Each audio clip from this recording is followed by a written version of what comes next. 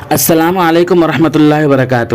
دوستو، میں نفیس اکبر قاسمی، ممتاز عالم دین جناب مولانا مفتی مامون قاسمی صاحب، امام و خطیب مسجد شمس کھارگھر نیو ممبئی و استاد حدیث دارالعلوم تلوجہ کے والد گرامی حضرت مولانا محمد فاروق صاحب کو ان کے وطن پرتاپ گڑھ میں شر پسندوں نے بے دردی کے ساتھ شہید کر ڈالا۔ انا للہ و انا الیہ راجعون۔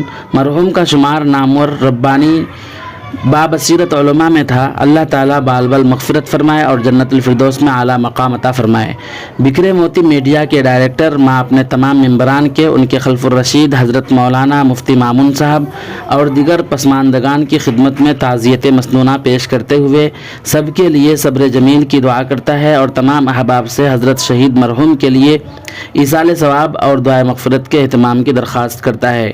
بتایا جاتا ہے کہ مولانا محمد فاروق قاسمی صدر جمعیت علماء پرتاپ گڑھ کو زمین کے ایک معاملے میں گاؤں کے ہی ایک غیر مسلم شخص نے تصفیہ کے بہانے اپنے گھر بلا کر بے دردی کے ساتھ کلہاڑی سے حملہ کر دیا۔